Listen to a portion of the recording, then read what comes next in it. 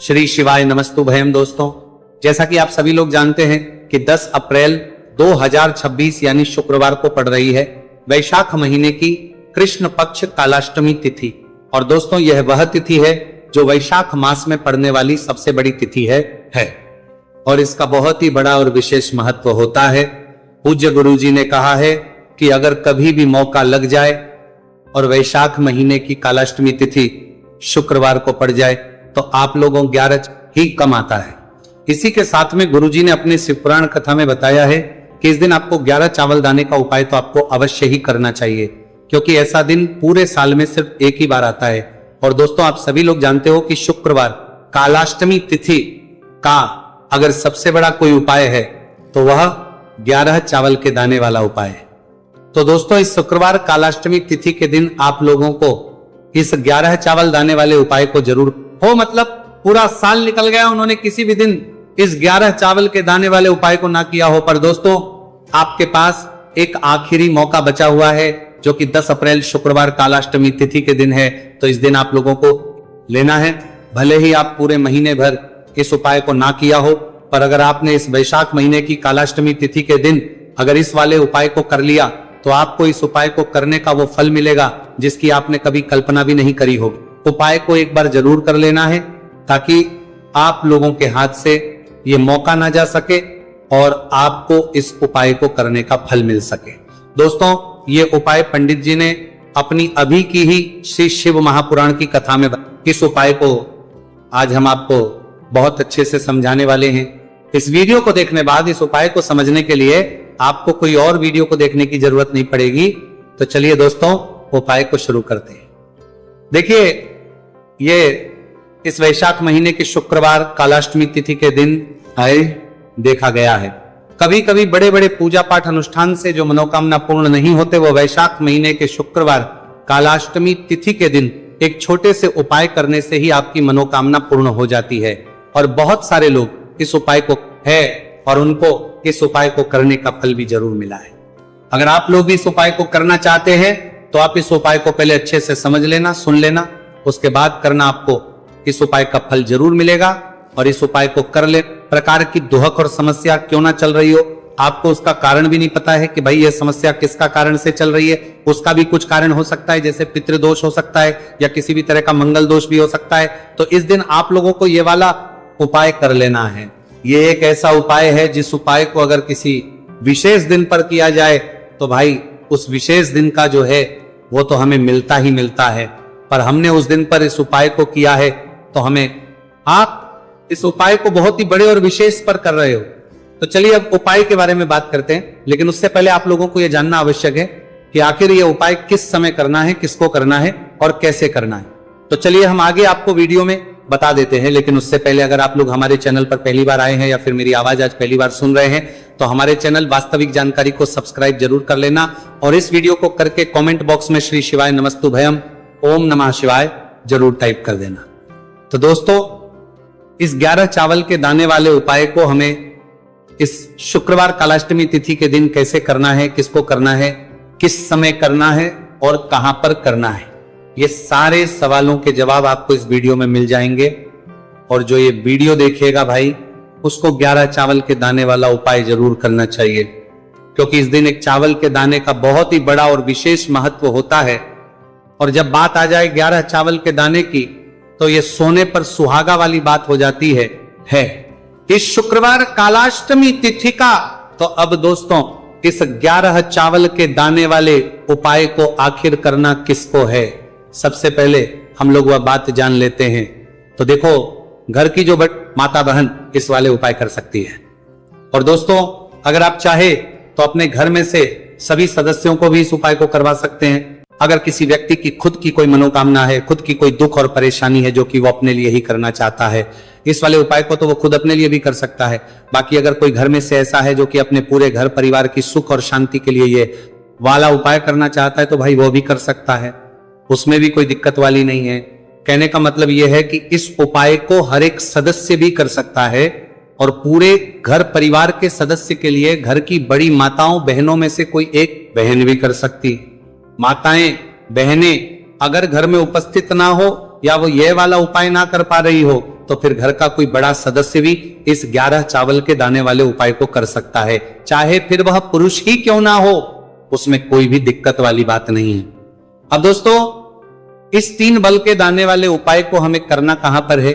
हमें इसे शिवजी के मंदिर में जाकर करना है। बहुत सारे लोग प्रश्न करते हैं, हर एक उपाय को करते समय क्या हम इस उपाय को घर पर कर सकते हैं? तो इस वाले उपाय को आप घर पर नहीं कर सकते हो। इस वाले उपाय को करने के लिए आपको शिवजी के मंदिर ही जाना पड़ेगा। उसके बाद में दोस्तों जो अगला प्रश्न निकल कर आता है वो ये आता है, इस उपाय को लेकर के आखिर इस उपाय को हमें किस समय करना है? सुबह के समय करना है कि शाम के समय करना है?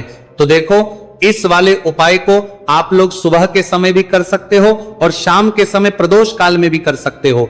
अब अगर आप पूछो कि भाई सब सबसे उत्तम समय कौन सा रहा, तो हम आपसे बस यही कहेंगे कि इस उपाय को आप सुबह के समय करेंगे तो ज्यादा बेहतर होगा। बाकी अगर प्रदोष काल शाम के समय भी करेंगे तो भी अच्छा होगा, उसमें कोई भी दिक्कत वाली बात नहीं है। तो अब दोस्तों अगली सबसे ये आती है कि सुबह अगर हम उपाय को करेंगे तो हमें कितने बजे से लेकर कितने बजे तक के बीच में करना है, और शाम के समय प्रदोष काल में करेंगे तो हमें कितने बजे से लेकर कितने बजे के बीच में करना है। तो देखो, सुबह जितनी जल्दी हो सके आप उपाय को करने की कोशिश करना। बाकी अगर किसी कारणवश लेट भी हो जाओ थी, देर भी हो जाए, तो 10 या 11 बजे तक भी आप उपाय कर लेना, पर 12 बजे से ज्यादा देरी ना हो, ठीक है? इस बात का ध्यान रखना। उसके बाद में दोस्तों का जो समय है होता है वो शाम के 6 बजे से शुरू हो जाता है। मतलब शाम के 6 बजे से लेकर 7 बजे के बीच का जो समय होता है, ये समय प्रदोष काल का समय होता है। पर अब या 8 बजे के बीच में भी कर सकते हो, मतलब शाम के 6 बजे से 8 बजे के बीच में आप कभी भी इस वाले उपाय को कर सकते हो, उसमें कोई भी दिक्कत वाली बात नहीं है। अब दोस्तों यहां पर इस उपाय को लेकर एक और सबसे बड़ी बात, चावल के दानों को हमें लेना कहां से होता है, और हमें इस उपाय को करने के साथ में क्या और कुछ भी सामग्री ऐसी होती है जो शिवजी के मंदिर लेकर जानी पड़ देती है। तो देखो यहां पर हम आपको बता दें, सबसे पहले आप लोग ये जान लो कि ये जो 3 चावल के दाने वाला उपाय है, सिर्फ और सिर्फ आप उपाय की सामग्री लेकर कभी भी शिवजी के मंदिर मत जाना, क्योंकि हमें भगवान के सामने यह नहीं दर्शा है कि अगर हम भगवान शिवजी के मंदिर आए हैं तो अपने फायदे के लिए आए हैं। तो इसीलिए जो भी पूजन सामग्री है, उपाय सामग्री है 11 चावल के दाने, इसके साथ में आपको पूजन सामग्री भी जरूर लेकर जाना है। देखो, अगर सुबह के समय उपाय कर रहे हो तो सीधी सी बात है, 1 लोटा जल तो आप लेकर जाओगे ही जाओगे। वही 1 लोटा जल अगर मिट्टी का जल हो तो बहुत अच्छा रहेगा। मिट्टी का जल कैसे बना आता है, इसके लिए हमने पहले से बहुत सारी वीडियोस बना दी है आपके पास। इस दिन एक आखिरी मौका रहेगा, मिट्टी का जल शिवजी पर चढ़ने का और उपाय को करने का बहुत बड़ा आपको इस दिन फल मिलेगा। तो इसीलिए इस दिन हो सके तो भाई मिट्टी का जल चढ़ाना, तो अपने साथ में कम से कम 1 लोटा जल तो आपको लेकर जाना ही जाना है। अगर मिट्टी का जल नहीं है तो घर का जल भी आप इस्तेमाल कर सकते हो। इसके अलावा जो भी पूजन सामग्री है, देखो 11 के दाने ये अलग आपके रहेंगे और जो आपकी पूजन सामग्री रहेगी वो अलग रहेगी। पूजन सामग्री में आप जो भी चीज लेकर जाना चाहे वो लेकर जा सकते हैं। एक बेलपत्र भी लेकर जा सकते हैं, उसमें कोई भी दिक्कत वाली बात नहीं है।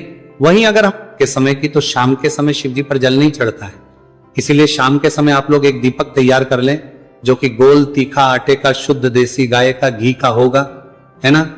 इस बात का आप लोगों को ध्यान करना है और इस दीपक को भगवान शिवजी के मंदिर में जाकर ही जलाना है। इस बात का भी आप लोगों को ध्यान रखना है। अब दोस्तों यहां पर हमें इस बात को समझना है कि ये 11 चावल के दाने हमें लेना कहां से है।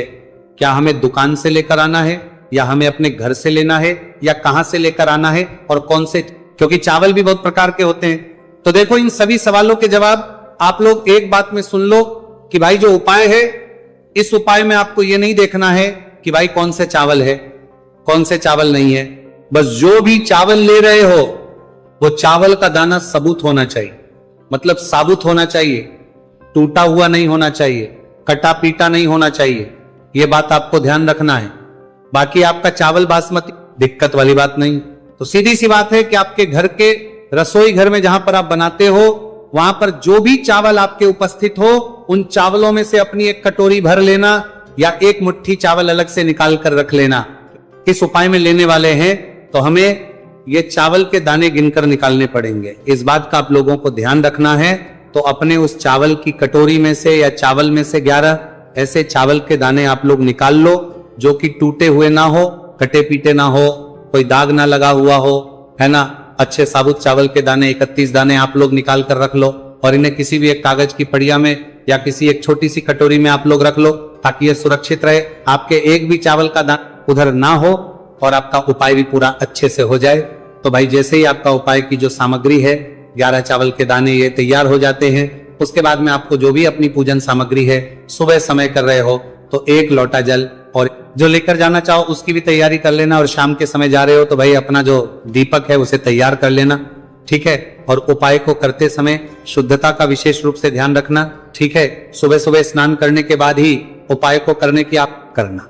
उसके बाद अगर शाम के समय की बात करें तो शाम के समय आपको स्नान करने की जरूरत नहीं है, पर शुद्धता ध्यान रखना है। आपको स्नान तो नहीं करेंगे, आप हाथ मुंह धोकर भी इस वाले उपाय को शाम के समय, प्रदोष नहीं है तो आप अपने उपाय की पूरी सामग्री तैयार करके आपके पास ही में जो आपका शिव मंदिर हो वहां पर पहुंच जाइए। सबसे पहले शिव मंदिर में जाकर आप लोगों को उपाय नहीं करना है, पहले भगवान के दर्शन करना है, भगवान से आशीर्वाद प्राप्त करना है, फिर शिव की शिवलिंग के पास में आना है। शिवलिंग के पास में आने के बाद जो पूजन सामग्री लेकर आए हुए हैं, जैसे कि सुबह गए हुए होंगे तो 1 लोटा जल और जो भी पूजन सामग्री लेकर आए हैं आप उनसे भगवान शिव जी की पूजन कीजिए। सबसे पहले तो आपको एक बेलपत्र श्री शिवाय नमस्तुभयम का जाप करते हुए शिवलिंग पर चढ़ा देना है। उसके बाद में आपकी पूजन सामग्री चढ़ेगी। उसके बाद में अगर दोस्तों शाम के समय अगर आप इस उपाय को कर रहे हो तो अपने साथ में लेकर गए हो उस दीपक को मंदिर में जाकर अपनी माचिस से जलाना है और उस दीपक को शिवलिंग के पास में रखना है, ठीक है। इस दीपक को रखने के बाद ही आप लोगों को अपना यह वाला उपाय शुरू करना है और दीपक को ज्यादा पास में मत रखना, पड़ रही है, भगवान शिव जी को आंच नहीं लगनी चाहिए, है ना। तो भाई जैसे ही आपकी पूजा अर्चना हो जाती है, आप भगवान शिव जी को प्रसन्न कर लेते हैं, उसके बाद शिवलिंग के पास ही में आप कहीं पर बैठ जाइए, सामने या आसपास जिस पर बैठ जाइए और अपने वह 11 चावल के दाने अपने सामने निकाल कर रख लीजिए, क्योंकि अब यहां पर उपाय को यहां पर करने की आपको तैयारी करना है। और इस तरीके से जब आप उपाय करेंगे, पूजन सामग्री करने के बाद, पूजन अर्चना करने के बाद बहुत जल्दी और बहुत होकर मिलेगा, तो अपने चावल के अपने सामने निकाल कर रख लेना। और ये जो उपाय है ये आपकी सीधे हाथ की हथेली से होगा, इसलिए इस बात का भी विशेष रूप से ध्यान रखना है। तो सीधे हाथ की हथेली का प्रयोग करके करना। अपने सामने जो भी आपके कागज की पुड़िया है उसको खोलकर रख लो, या कटोरी है तो भाई उसे अपने सामने रख लो और अपने वो 11 चावल के दाने निकाल लो, ठीक है। उसके बाद में दोस्तों अब आपको क्या करना है, चावल के दाने एक एक करके जहां पर आपने बेलपत्र चढ़ाए हैं आपको शिवजी के शिवलिंग के ऊपर चढ़ाना है। कहां पर चढ़ाना है, शिवलिंग के ऊपर चढ़ाना है, और कहीं पर भी नहीं चढ़ाना है। आपको अपने हथेली से तो शिवलिंग के ऊपर चढ़ाना है, भले ही फिर वो अपने आप जलाधारी पर गिर जाए, ये मतलब वहीं पर गिर जाए, उस वाली बात नहीं है, पर आप चढ़ाओ शिवलिंग के ऊपर। तो आपको क्या करना है, अपना पहला चावल का दाना उठाना है, श्री शिवाय नमस्तु भयम बोलना है और शिवलिंग पर चढ़ देना है। इसी तरीके दूसरा चावल का दाना उठाए, शिवलिंग पर चढ़ना है और मंत्र बोल देना है, और फिर तीसरा चावल का दाना उठाना है, श्री शिवाय नमस्तु भयम बोलना है और चढ़ देना है।